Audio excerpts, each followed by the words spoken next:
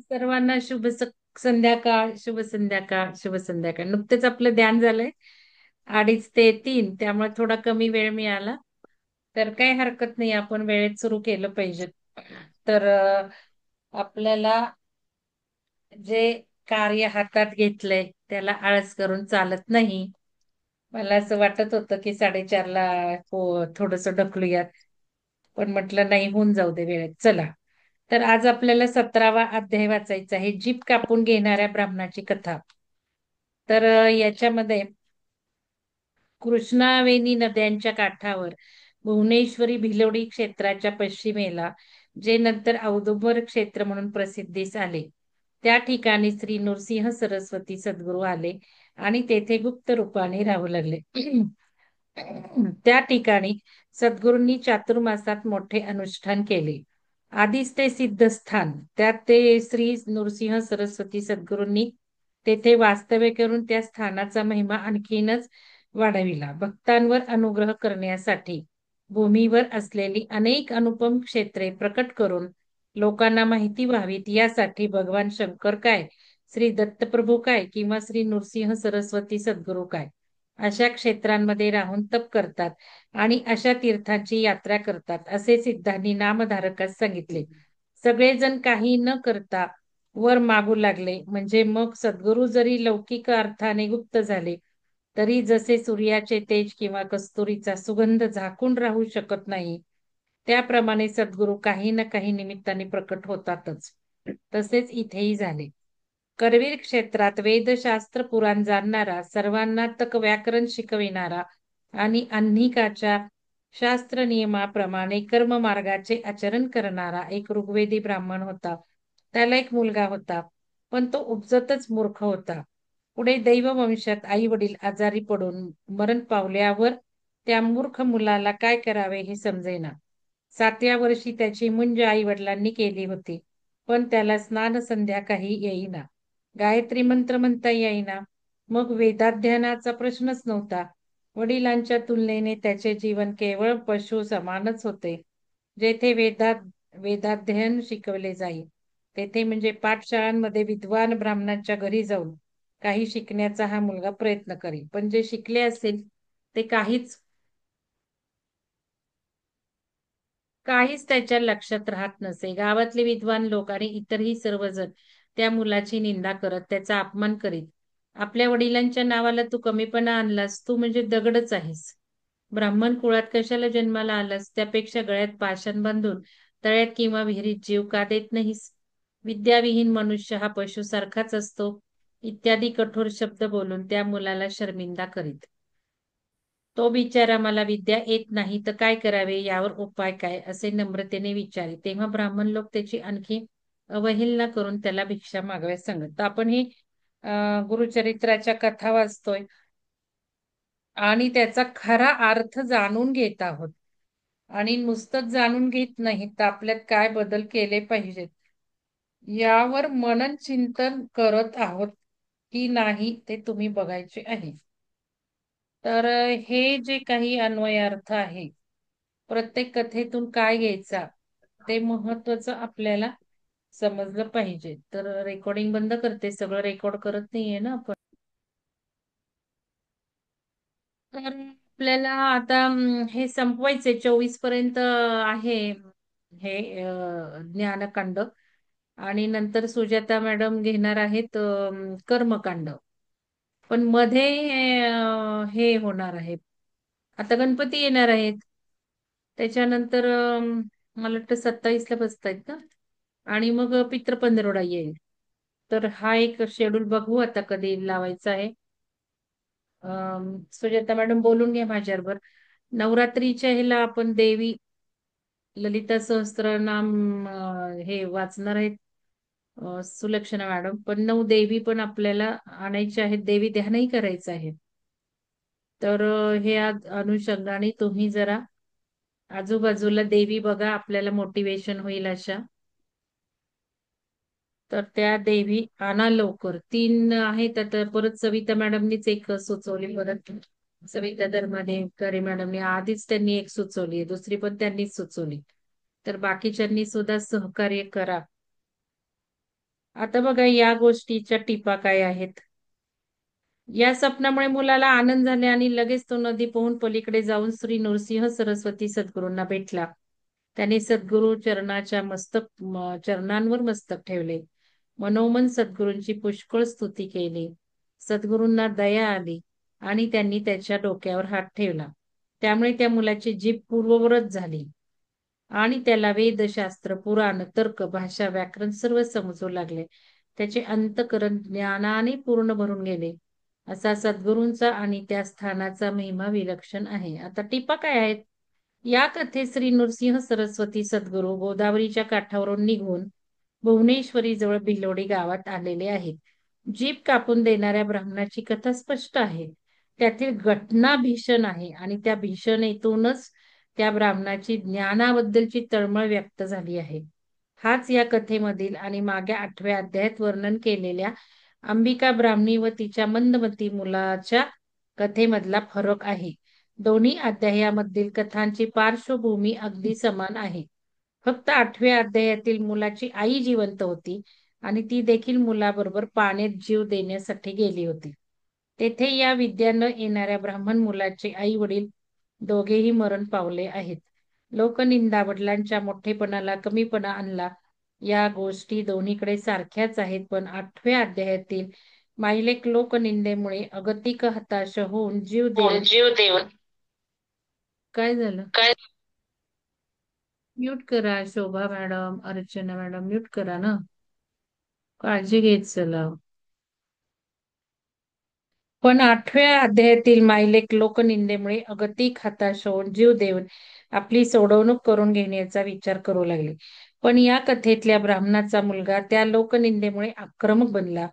8व्या अध्यायातील मुलावर सत्वगुणाचा आणि तमगुणाचा प्रभाव अधिकच आहे. तेथे रजोगुण क्षीण आहे. तुम्ही काही चर्चा केली नाही हं, सत्वगुण, रजोगुण, तमोगुण. ती चर्चा करा तुम्ही कालच्या अध्यायावर. या अध्यायातील मुलगा रजोगुणी आहे. त्याचा सत्वगुण क्षीण आहे. त्यामुळे लोकनिंदा सहन न करून रजोगुण आक्रमक बनला आणि तमोगुणाच्या साह्याने आपली जीभ कापून घेण्याच्या भीषण मार्गाचा त्याने अवलंब केला. या ब्राह्मणाचा रजोगुण प्रबळ असला तरी तो शुद्ध आहे. जसा मागील अध्यायात वर्णन केलेल्या कथेतील वैद्य शिष्याचा रजोगुण शुद्ध होता, तसा या ब्राह्मणाचा रजोगुणही शुद्ध आहे. तुम्ही चर्चा करायची आहे सत्वगुण, रजगुण, तमोगुण एक्सप्लेन करायचे आहेत. एवढं जरी कळलं की रजगुण म्हणजे काय उदाहरणं द्या, सत्वगुण म्हणजे काय उदाहरणं द्या, तमोगुण तर कळतोच आपल्याला लगेच. आणि आपल्यातला कुठला गुण आपल्याला कमी करायचा आहे हे चर्चा करा. ते लिहिलं नाही तरी चालेल, पण तुमच्या वहीत जाऊ देत प्रतिपदेच्या संकल्पानुसार. तर हे तिन्ही गुणांवर अनालिसिस करायचे. आज जसं ध्यान आहे की माझ्यातलं मला काय रिलीज करायचं आहे. आपण बघितलं आज आता परिवर्तनाची ऊर्जा पोर्टल उघडलेला आहे आणि हे एनलेस आता ही ऊर्जा येणार आहे. परिवर्तन सोडूनच राहणार आहे. युगाचा अंत जवळ आलेला आहे. नवीन एक सायकल सुरू होत आहे, जे आतापर्यंत कधीही पृथ्वीवर झालेलं नाही. ही पहिलीच वेळ आहे ही सायकल सुरू होण्याची, मानवाच्या उत्क्रांतीची. तर या मानवाच्या उत्क्रांतीमध्ये मानवाचा महामानव होत आहे, म्हणजे ईश्वर होत आहे. फ्रॉम ह्युमॅनिटी टू डिव्हिनिटी प्रवास सुरू झालेला आहे. डिव्हिनिटी टू ह्युमॅनिटी आपण कित्येक काळ आपण प्रवास केला. डिव्हिनिटी टू ह्युमॅनिटी, देवत्वाकडून मनुष्यत्वाकडं. फार कलियुग आला. कलियुगात सगळे गुण आपण सात्विक गुण सोडले, तमोगुण वाढवले, रजोगुण वाढवले. हे सगळं परिवर्तन झालं आणि इतका इतका दुष्ट काही मानव जातीमध्ये गोष्टी घडल्या, पृथ्वीवरच्या ऊर्जेत घडल्या की आता पृथ्वी धुवायलाच लागली. एकेकाला एक एक प्रांताला झोडून काढू लागलीये. आणि या झोडून काढण्याच्या ह्याच्यात आपल्याला आपलं देवत्व शिल्लक ठेवायचंय. मनुष्यत्व जे काही आहे ते बदलायचे आणि ईश्वरत्व जोपासायचं आहे. तर या सुवर्ण दिवशी, हाचा सुवर्ण दिवस आहे, या ह्याच्यात जर तुम्ही चर्चा केली रजोगुण, तमोगुण, सात्विक गुण, तर फार छान होईल. आणि आपलं अनालिसिस करा की माझ्यातला हा सत्वगुण मला आता नष्ट करायचा आहे. सत्वगुणांना सुद्धा सोडलं पाहिजे. आधी रजोगुणांना सोडलं पाहिजे, तमोगुणांना सोडलं पाहिजे. आधी तमो गुण, मग रजोगुण आणि मग सत्वगुण. तर एक लिस्ट करा 10 गुणांची, कुठले आपल्याला रिलीज करून टाकायचे. तमोगुण कुठले रिलीज करायचे? उदाहरणार्थ नॉनव्हेज खातोय, काढून टाका नॉनव्हेज आहारातून आता. तर ही यादी आज करा आणि एक्सप्लेन करा त्या गुणांना. तुम्हाला वाटलं मी हे सोडत आहे, सोडण्याचा निश्चय आजच्या ऊर्जेला केला आहे, तर वेल अँड गुड. तेवढा कॉन्फिडन्स आणि बोल्ड नसाल तुम्ही, तर तुमच्या वहीत तरी जाऊ द्यात ते संकल्प. तर हे महत्वाचं आहे. कारण निश्चयच नाही केला, संकल्पच नाही पेरला तर काय उगवणार आहे? पेरणीच नाही केली तर काय उगवणार आहे? आणि रविवारी प्रतिपदा आहे आणि आजचा दिवस पण खूप सुंदर आहे. त्यामुळे आज हे घडलं तर बरं होईल. तर तसा तो शुद्ध नसता, तर लोकनिंदेने चिडून गेलेल्या त्या ब्राह्मणाने निंदा करणाऱ्यावर हल्ला चढविला असता. तसे त्याने केले नाही. त्याने आपली जीभ कापून घेतली, कारण सत्वगुण क्षीण होता आणि डिवचलेल्या शुद्ध रजगुणाला तमोगुणाची साथ मिळाली. दासबोधाच्या दुसऱ्या दशकात 5व्या समासात रजोगुणाचे आणि 6व्या समासात तमोगुणाचे वर्णन समर्थ रामदास स्वामींनी केले. आता दासबोध आहे तुमच्याकडे, उघडा 5वा अध्याय, 6वा अध्याय उघडा, जरा वाचन करा, मनन चिंतन करा. शनिवार रविवार आलेला आहे. शनिवार रविवार आपल्याला स्वाध्यायासाठी ठेवला आहे. तो स्वाध्याय घडला पाहिजे त्या निमित्ताने. तर हे आता दासबोधातलं 5वा आणि 6वा अध्याय वाचा, ग्रुपवर त्याचं लिहा सारांश, म्हणजे इतरांना उपयोग होईल. तुम्ही ज्या 4 ओळी लिहिता त्या इतरांना उपयोगी पडल्या पाहिजेत म्हणून लिहायच्या आहेत. तुमचं मनन चिंतन तर होईल, सार काढताना काही विचार होईल, पण इतरांसाठी सुद्धा तुम्ही वेळ वाचवाल ना, काही 5व्या 6व्या अध्यायात काय लिहिलंय तर. कारण प्रत्येकाचं आकलन तेवढं नसतं, त्यामुळे आकलन असणाऱ्यांनी पॉइंट लिहावेत. लिखाणाची एक चांगली क्षमता असलेल्यांनी लिखाण लिहावं आणि एकमेकांना मदत करावी, म्हणून डिस्कशन ग्रुप सुद्धा तयार केलेला आहे. खरं छान सुंदर डिस्कशन घडले पाहिजेत. तिथे सुद्धा काहीच व्यक्ती व्यक्त होतात, बाकी नुसते बघे आहेत. तर का मागे जे जे भोगिले ते ते मनी आठविले, दुःख अत्यंत वाटले तो रजगुण. वैभव देखोनी दृष्टी आवडी उपजली पोटी, आशा गुणी हिंपुटी करी तो रजगुण. जे जे दृष्टी पडले ते ते मनी मागितले, लभ्य नसता दुःख झाले तो रजगुण. बघा रजगुण म्हणजे काय. ओव्या 21 ते 23, दशक 2, समास 5. आपले वडील विद्वान होते, त्यांना लोक मानित असत. हे ऐकून त्या ब्राह्मणाला आपणही तसे व्हावे असे वाटत असे आणि आपल्या काही लक्षात राहत नाही, त्यामुळे आपल्याला विद्या येत नाही याचे त्याला फार दुःख झाले. तो मनाने हिमपुटी म्हणजे फार कष्टी झाला. त्याच समासात समर्थ पुढे म्हणतात, आता हा रजगुण सुटेना, सांसारिकही तुटेना, प्रपंची गुंतली वासना, यास उपाय कोण. उपाय एक भगवद भक्ती, जरी ठाकेना विरक्ती, तरी यथानु शक्ती भजन करावे. समासाच्या शेवटी समर्थ म्हणतात, ऐसा सबळ रजगुण संक्षेपे केले कथन, आता शुद्ध तो तू जान पारमार्थिक. बघा त्याचप्रमाणे 6व्या समासात समर्थ तमोगुणाचे वर्णन करतात. संसारिक दुःख संबंध प्राप्त होता उठे खेद, का अद्भुत आला क्रोध तो तमोगुण. शरीरी क्रोध भरता न ओळखे माता पिता, बंधू बहीण कांता ताडी तो तमोगुण. दुसऱ्यांचा प्राण घ्यावा, आपला आपण स्वय द्यावा, विसरवी जीव भावा तो तमोगुण. भरले क्रोधाचे काविरे, पिशाच परी वावरे, नाना उपाये नावरे तो तमोगुण. आपला आपण शस्त्रपात पराचा करी घात, ऐसा समय वर्तन तो तमोगुण. बघा खूप सुंदर समर्थ आपण झालंय दासबोध. कोणाचा होता बघा 5वा आणि 6वा समास. दुसरा दशक कोणाचा होता बघा. शुद्ध रजोगुण लोकनिंदेने डिवचला गेल्यामुळे तो ब्राह्मण आक्रमक झाला, तरी त्याने दुसऱ्याला इजा केली नाही. तमोगुणामुळे त्याला क्रोध आला, तेव्हा त्याने भुवनेश्वरीच्या दारात धरणे धरले. त्याने देवी पुढे जी आराधना केली तीही तामसी स्वरूपाची होती.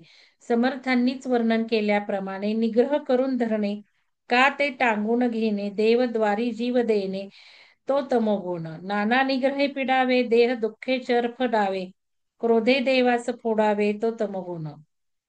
दशक दुसऱ्यातलं सांगतायत दासबोधातलं.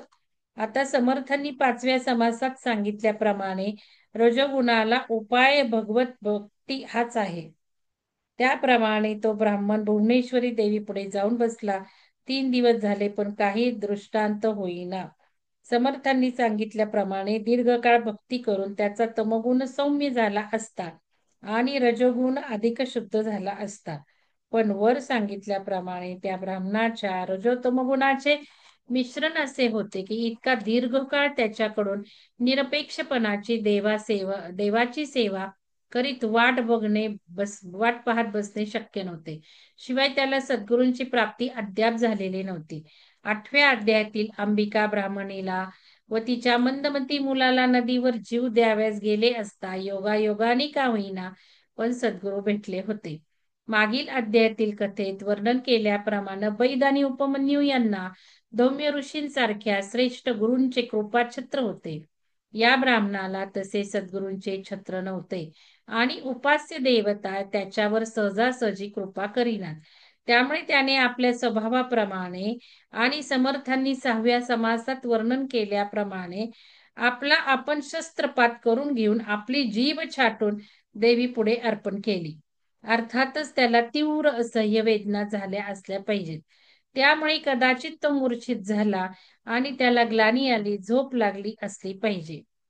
तेव्हा मात्र देवीने त्याला दृष्टांत दिला. मागे 2ऱ्या अध्यायावरील टिपेत व 13व्या अध्यायावरील टिपेत सांगितल्याप्रमाणे शास्त्रविहित मार्गाने उपासना करणाऱ्यावर जेव्हा त्रैमूर्तींची म्हणजे उपास्य देवतेची कृपा होते, तेव्हा ते म्हणजे त्रैमूर्ती किंवा ती उपास्य देवता त्या उपासकाला सद्गुरूंची प्राप्ती करून देतात. आता या ब्राह्मणाची उपासना शास्त्रविहित मार्गाने होते असे कदाचित म्हणता येणार नाही. पण त्याची ज्ञानाबद्दलची तळमळ खरी होती. त्याचा निश्चय दृढ होता आणि त्याचा भाव राजस तामस असला तरी शुद्ध होता. म्हणूनच भुवनेश्वरी देवीला त्याची दखल घेऊन त्याला दृष्टांत द्यावा लागला. पण कसे का होईना त्याची दखल घेतल्यावर वरील नियमाप्रमाणे देवीने त्याला सद्गुरूंपुढे पाठवले आणि त्या ब्राह्मणाच्या सुदैवाने ते सद्गुरू म्हणजे ईश्वराचे साक्षात अवतार असलेले नृसिंह सरस्वती सद्गुरूच होते. त्यामुळे त्यांची जीभ पूर्ववत झाली आणि त्याला विद्या आली. एवढेच नव्हे तर आत्मज्ञानाची योग्यता सुद्धा प्राप्त झाली. ज्ञानकांडात ही कथा आलेली आहे. आतापर्यंत 13व्या अध्यायापासून साधकाच्या ज्ञानप्राप्तीतल्या मार्गावरच्या पायऱ्या. ज्ञानप्राप्तीवरच्या मार्गावरील काय पायऱ्या आहेत? ज्ञान केव्हा मिळू लागतं? तर देहशुद्धी, पहिल्यांदा देहशुद्धी, मग प्राणशुद्धी, मग मनशुद्धी, मग सद्गुरूबद्दलची निष्ठा, या पायऱ्या सांगून या कथेत ज्ञानाबद्दलची तीव्र तळमळ ही पायरी सांगितली आहे. ज्यांना सद्गुरूंची प्राप्ती झालेली आहे त्यांनी सुद्धा ज्ञानाबद्दल तीव्र तळमळ बाळगली पाहिजे. हा या कथेचा इत्यर्थ आहे. आणि आपण इथे आहोत म्हणजे आपल्या सगळ्यांना ज्ञानाची व्याकुळता आहेच आहे. नाही तर आहेत की झोपलेत की लोक. तर हे सगळं ज्ञानाची आपल्याला व्याकुळता असल्यामुळे आपण आहोत इथे. तर आता आता या टीका बाकीच्या जाऊ देत. काय म्हणजे यात काय आहे त्यात काय. आता 18वा अध्याय वाचूयात. दरिद्री ब्राह्मणाच्या घरच्या घेवड्याचा वेल छाटला, त्याखाली सोन्याचा हंडा सापडला, ती कथा. बघा बरं गुरुचरित्र कोण कोण करत होतं, चॅटबॉक्स मध्ये टाका बरं. मला जरा तुम्ही आज बोललात तर बरं होईल की तुम्ही गुरुचरित्र वाचत होता. पण या ह्याच्यातून तुम्हाला काय कळलं ते थोडस तुम्ही बोललात तर बरं होईल. चॅटबॉक्स मध्ये टाका गुरुचरित्र कोण कोण वाचत होतो, तुम्हाला या उपक्रमातून काय कळलं. श्री नृसिंह सरस्वती सद्गुरूंचे चरित्र आणखी सांगा, असे नामधारकाने विनवल्यावर सिद्ध पुढे सांगू लागले. क्वचित काळ त्या भिलवडी क्षेत्रात श्री गुरुगुप्त होते. ते मागील कथेतील प्रसंगाने प्रकट झाले आणि तेथून पुढे निघाले. दक्षिण काशी म्हणून प्रसिद्ध असलेल्या कृष्णवारणा संगमाजवळ आले आणि तेथे 12 वर्षेपर्यंत राहिले. आता कथा नाही मी रेकॉर्ड करत आहे. तर आता ही जी 18वी कथा आहे त्याची टीप काय आहे बघा. मागील अध्यायात वर्णन केलेली जीभ कापून घेतलेल्या ब्राह्मणाची कथा श्री नृसिंह सरस्वती सद्गुरू भुवनेश्वरी क्षेत्रात असताना झाली. ती कथा घडल्यानंतर सद्गुरूंना प्रकट व्हावे लागले, तेव्हा ते भिलवडी क्षेत्राहून निघून कृष्णा, वारणा संगम आणि मग पुढे कृष्णा पंचगंगा संगम असलेल्या क्षेत्रात आले. येथे एकूण 7 नद्यांचा संगम आणि अनेक तीर्थक्षेत्रे असल्यामुळे श्री नृसिंह सरस्वती सद्गुरू या भागात सुमारे 12 वर्ष राहिले. त्यामुळे पुढे हे क्षेत्र नरसिंहवाडी या नावाने प्रसिद्ध झाले आणि नंतर दत्त संप्रदायाची राजधानी बनले. या अध्यायाच्या सुरुवातीला या तीर्थक्षेत्राचे जरा तपशीलवार वर्णन आले असून नंतर मग अमरापूर गावात श्री नृसिंह सरस्वती सद्गुरू ज्या ब्राह्मणाकडे भिक्षेला गेले त्याची कथा आलेली आहे. त्या ब्राह्मणाच्या घरी भिक्षा घेतल्यावर त्यांच्या घरातून बाहेर पडताना सद्गुरूंनी त्याच्या दारात असलेल्या घेवड्याच्या वेलाचे मूळ छाटून टाकले आणि तो वेल उपटून टाकून सद्गुरू तेथून आपल्या ठिकाणी गेले. त्याच्या या कृतीने चकित झालेल्या ब्राह्मणाच्या घरच्या लोकांना लवकरच त्या ठिकाणी सोन्याने भरलेला हंडा मिळाला आणि मग सद्गुरूंनी तो घेवड्याचा वेल का छाटला हे त्यांच्या लक्षात आले. पण वेल छाटल्यानंतर आणि सोन्याचा हंडा हाती लागेपर्यंत जो काळ मध्ये गेला त्या अगदी थोड्या वेळामध्ये त्या ब्राह्मणाची निर्लोभी वृत्ती, त्याची सद्गुरूंवरची दृढ निष्ठा आणि त्याची स्थितप्रज्ञता या गोष्टी अतिशय उत्तमपणे या कथेत मांडल्या आहेत. तो ब्राह्मण गरीब होता तरी सुद्धा तो आचार संपन्न होता. त्याचप्रमाणे तो वेदशास्त्री संपन्नही होता. असे असूनही केवळ शुक्ल भिक्षा मागून त्याच्या दारात असलेल्या घेवड्याच्या वेलावर लागणाऱ्या शिंगा यांच्या साह्याने तो आणि त्याची बायको मुले उदरनिर्वाह करीत. आणि तरी सुद्धा अतिथी अभ्यागताचे स्वागत आणि शास्त्रविहित पंचमहायज्ञ ते कुटुंब करीत होते. याला शास्त्रामध्ये यायावार भिक्षा अशी संज्ञा आहे. वैदिक धर्माचे कर्मकांड व ज्ञानकांड असे 2 प्रसिद्ध भाग आहेत. कर्मकांडामध्ये वैदिक देवतांचे यज्ञांनी पूजन करून त्यांच्या प्रसादाने इहलोकी संपत्ती व मेल्यावर सद्गती मिळवणे हा मुख्य भाग असतो. दुसऱ्या ज्ञानकांडामध्ये उपनिषदांमध्ये वर्णन केलेले ब्रह्मज्ञान हे यज्ञ यागादी कर्मापेक्षा महत्वाचे मानले असून जन्म मरणाच्या चक्रातून मुक्ती किंवा मोक्ष मिळवणे हे मनुष्य जन्माचे परमसाध्य असे प्रतिपादन असे. बघा, कर्मकांडाचं काही उद्दिष्ट असेल आणि ज्ञानकांडाचं काही आहे उद्दिष्ट हे इथे जाहीर केलेलं आहे. कर्मकांडातील यज्ञ यागांचे सुद्धा श्रोत यज्ञ व स्मार्त यज्ञ असे 2 प्रकार आहेत. अहिंसा धर्माच्या प्रसारामुळे श्रोत यज्ञ उदाहरणार्थ अग्निहोत्र, ज्योतिष्टोम किंवा वाजपेय असे यज्ञ मागे पडले असले तरी त्याच्याबद्दलची आदरबुद्धी अद्यापही कायम आहे. या श्रोत यज्ञाखेरीज स्मृतीमध्ये दुसरे यज्ञ वर्णिले आहेत त्यांना पंचमहायज्ञ म्हणतात आणि ते अद्यापही प्रचारात आहेत. वेदाध्ययन हा ब्रह्मयज्ञ. बघा आता यज्ञांची नावं किती सुंदर आहेत. वेद अध्ययन, वेदांचं अध्ययन म्हणजे ब्रह्मयज्ञ आहे, तोही यज्ञच किती सुंदर आहे. तर्पण हा पितृयज्ञ, होम हा देवयज्ञ, बली हा भूतयज्ञ आणि अतिथी संतर्पण हा मनुष्य यज्ञ असे 5 अहिंसात्मक यज्ञ हे नित्य गृहयज्ञ म्हणून सांगितलेले आहेत. या 5 यज्ञांनी अनुक्रमे ऋषी म्हणजे वेदाध्ययन, पितर म्हणजे ब्रह्मयज्ञातील पितृतर्पण, देव वैश्वदेव होम, भूते पशु पक्षी इत्यादींना काकबली व गोग्रास, मनुष्य अतिथी संस्कार यांना तृप्त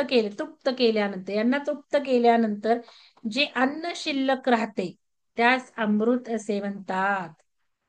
त्या अमृत भागातून घरातील ज्या सर्वांच्या पोषणाची जबाबदारी गृहस्थावर असते त्या सर्वांचे जेवण झाल्यावर जे शिल्लक उरते त्या अन्नास विघस असे म्हणतात. गृहस्थांनी फक्त अमृत किंवा विघस अन्नच ग्रहण करावे तेच त्याच्यासाठी विहित आहे असा स्मृतींचा नियम आहे. याप्रमाणे न करता जो कोणी केवळ आपल्या पोटासाठीच अन्न शिजून खातो तो अन्न म्हणजे पापच खातो.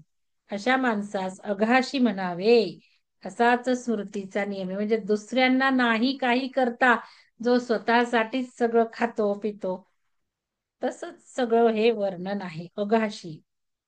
या स्मार्त पंचयज्ञाखेरीच दान, सत्य, दया, अहिंसा असे सर्व भूत हितप्रद धर्मही स्मृतीमधून गृहस्थांसाठी विहित म्हणून केलेले आहे. बघा, दान, सत्य, सत्य, दया, अहिंसा.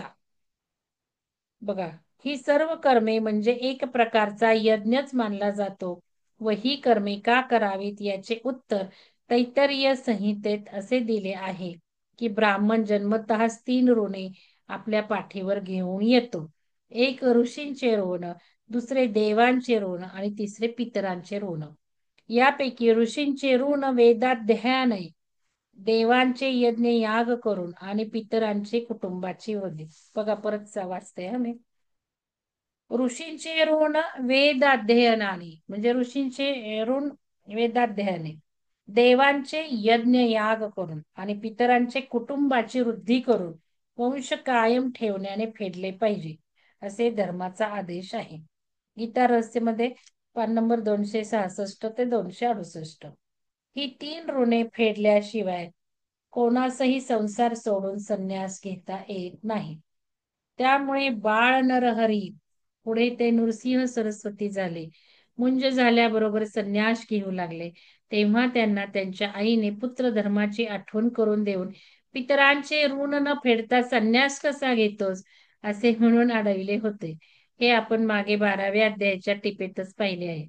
तेव्हा या अध्यायातला ब्राह्मण पंचमहायज्ञ म्हणजे काय काय करीत होता, तर तो वेदाध्ययन करत होता, पितरांचे तर्पण करीत होता, देवांना नैवेद्य दाखवत होता, वैश्वदेव, होम, काकबली, गोग्रास हे करून शिवाय अतिथींना जेवण देऊन जे अन्न राहील तेवढ्यातच आपल्या कुटुंबाचा व नंतर आपल्या उदरनिर्वाह तो करीत होता. त्यासाठी त्याला उपलब्ध असलेले साधन म्हणजे यायावार भिक्षा आणि दारात असलेल्या घेवड्याच्या वेलावर लागणाऱ्या शेंगा एवढेच होते. यावरून तो आचरित असलेला गृहस्थाश्रम म्हणजे किती कठोर तप होते याची कल्पना येईल. असे असताना एक दिवस नृसिंह सरस्वती सद्गुरू त्या ब्राह्मणाच्या घरी आले. आता सद्गुरू आपणहून त्याच्या घरी भिक्षेसाठी गेले का त्या ब्राह्मणाने सद्गुरूंना आपल्या घरी भिक्षेसाठी आणले याबद्दल संदिग्धता वाटावी. आता हे असं वेगळ्या वेगळ्या ह्याच्यात काय लिहिलंय त्याच्यावरनं ही चर्चा आहे. या सर्व ज्ञानाच्या गोष्टी विवेचनाच्या पद्धतीने किंवा उपदेशाच्या रूपाने न मांडता त्या कथेच्या रूपाने मांडण्याची गुरुचरित्राची पद्धती असल्यामुळे या 18व्या अध्यायातील ब्राह्मणाच्या रूपाने स्थितप्रज्ञ कसा असावा किंवा असतो, ते आपली संसारातील प्राप्त कर्मे कशी आणि कोणत्या बुद्धीने करतो आणि श्री नृसिंह सरस्वती सद्गुरूंच्या रूपाने पृथ्वीवर प्रत्यक्ष चालणारा ईश्वर त्या स्थितप्रज्ञ अवस्थेतल्या व्यक्तीचा योगक्षेम कसा चालवितो, हे सर्व या अगदी लहानशा प्रत्यक्ष घडलेल्या कथेच्या रूपाने गुरुचरित्रात दाखवले आहे आणि हेच गुरुचरित्राचे वैशिष्ट्य आहे. गुरुचरित्राच्या दृष्टीने आदर्श व्यक्ती कशी असावी, तर या 18व्या अध्यायातील ब्राह्मणासारखी असावी. समाजातील इतर थरांमध्ये वावरणाऱ्या व्यक्तींची आणखी 2 आदर्श गुरुचरित्रे आदर्श चरित्रे गुरुचरित्रात पुढे आलेली आहे. त्याची चर्चा आपण यथास्थळी यथावकाश करणारच आहोत. त्याचप्रमाणे जशी या अध्यायातील ब्राह्मणाच्या योगक्षेमाची व्यवस्था श्री नृसिंह सरस्वती सद्गुरूंनी केली, तशीच ती पुढच्या 19व्या अध्यायात गंगानुज नावाच्या नावाड्याची त्याच्या शेतात ठेवा सापडला ती केली आहे. त्यानंतरच्या 20-21 या जोड अध्यायात गरीब स्थितीतल्या स्त्रीची तिच्या पूर्वजन्मीच्या कर्जातून मुक्तता केली. पुढे 22व्या अध्यायात वांज म्हशीचा माती वाहण्यासाठी उपयोग करणाऱ्या कुटुंबाचे दारिद्र्य ती म्हैस दुभती करून सद्गुरूंनी दूर केले. अशा तऱ्हेने धर्म पाळणाऱ्या भक्तांच्या अर्थविषयक समस्या सद्गुरूंनी दूर केल्या आहेत. त्याचा विचार आपण पुढे करणारच आहोत. आता या कथेत एक लक्षात घेण्याचा मुद्दा म्हणजे अध्यायातील घटना एक आध्यात्मिक रूपक म्हणून सुद्धा बोधप्रद आहे. अंगणभर पसरलेल्या त्या ब्राह्मणाच्या घरातला वेल हा संसार वृक्ष किंवा संसार वेली असून त्यावर लागणाऱ्या घेवड्याच्या शेंगा या संसारात प्राप्त होणारी सुखदुःखे होत. त्यांच्यापासून मिळणारा आनंद हा मर्यादितच असणार. पूर्ण भोजनाऐवजी नुसती घेवड्याच्या शेंगाची भाजीच खाऊन आनंद मिळणार तो वेळ निभावून नेल्याचाच पोटभर जेवणाचा नाही. ज्ञान हे आपल्या आतच असते, पण त्याची आपल्याला जाणीव नसते. बघ किती सुंदर वाक्य आहे बघा. ज्ञान हे आपल्या आतच असते, पण त्याची आपल्याला जाणीव नसते. आणि त्यामुळे संसार वेलीवरच्या शेंगाच आपल्याला फार महत्वाच्या वाटतात. संसार भरला, मुलं झाली, घरं झाली, गाड्या आल्या, असं नाहीये. असं नाहीये. सद्गुरू भक्तवत्सल असल्यामुळे शेंगांची भाजी भिक्षा म्हणून दिली तरी संतोषाने स्वीकारतात. पण आपल्या भक्ताला खरा आणि शाश्वत आनंद मिळावा असे त्यांना वाटते, म्हणूनच भक्ताच्या आतमध्ये असलेले ज्ञान ते प्रकट करतात. त्यासाठी संसार वृक्ष, संसार वेली छाटून टाकतात आणि आपल्या भक्ताला आत्मज्ञान रूपी सोन्याचा हंडा देतात. सोन्याचा हंडा कशाचा आहे? ज्ञानाचा हंडा आहे बघा. म्हणजे किती रूपक छान असतात कथेतील. आपण आपल्या अल्पबुद्धीने सुद्धा या कथेत वरील प्रमाणे आध्यात्मिक रूपक पाहू शकतो. मग परमपूज्य श्री वासुदेवानंद सरस्वती स्वामी महाराज म्हणजे तर साक्षात ब्रह्मज्ञानच. श्री नृसिंह सरस्वती सद्गुरू भिलवडी क्षेत्राहून निघून कृष्णावेणी पंचगंगा संगमावर आले आणि पलीकडच्या तीरावर जेथे 8 तीर्थे आहेत तेथे राहिले. ही साधी घटना वर्णन करताना पूजनीय श्री स्वामी महाराजांनी एक साधा श्लोक लिहिला आहे. तर तो श्लोक आहे, अष्ट प्रकृतीने युक्त असणाऱ्या देशामध्ये चित शक्ती आणि जीवशक्ती यांच्या आज्ञाचक्रामध्ये पंचनदी संगम म्हणून ओळखला जाणारा संगम हे अतिशय मनोरम स्थळ पाहून योगी त्याच्या पलीकडच्या तीरावर असणाऱ्या ब्रह्मरंध्रामध्ये जाऊन थांबतात. बघितलं तो श्लोक सुद्धा किती रूपकात्मक आहे. परत वाचते. कृष्णावेणी पंचनदी संगम सुमनोहरम अष्टतीर्थान्वित पुण्यम द्रष्टा तस्थो परेतटे. या श्लोकावरील टीकेत पूजनीय श्री स्वामी महाराज म्हणतात, अष्टधा प्रकृतीने युक्त असणाऱ्या देशामध्ये चित शक्ती, जीवन शक्ती यांच्या आज्ञाचक्रामध्ये पंचनदी संगम म्हणून ओळखला जाणारा संगम हे अतिशय मनोरम स्थळ पाहून योगी त्याच्या पलीकडच्या तीरावर असणाऱ्या ब्रह्मरंध्र म्हणजे पंचचक्र पार केले की मग हे आज्ञाचक्र आणि ब्रह्मरंध्रामध्ये जाऊन थांबतात.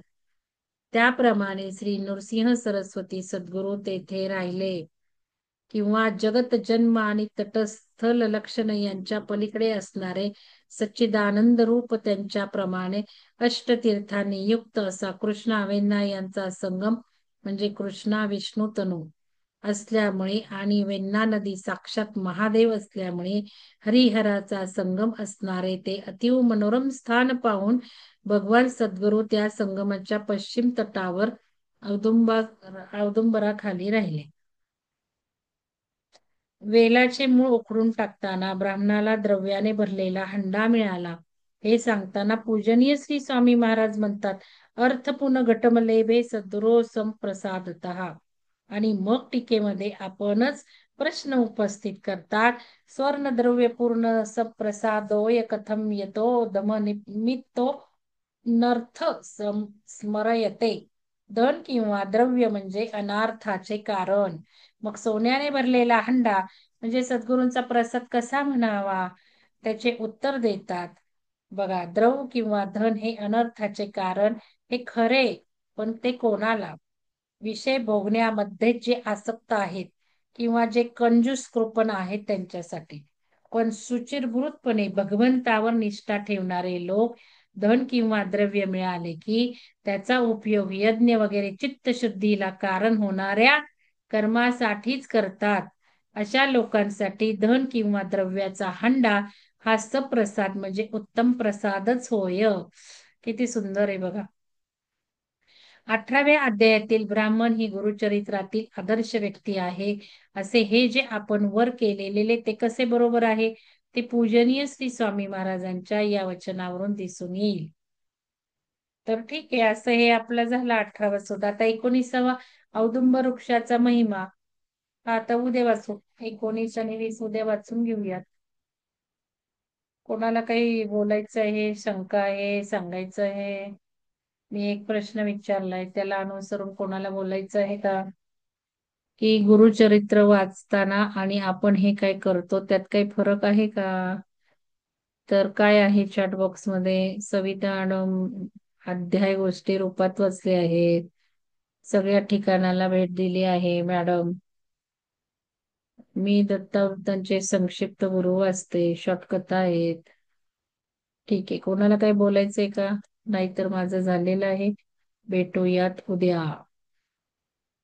उद्या आता सकाळी पहाटे ध्यानाला आणि दुपारच्या कार्यक्रमाला.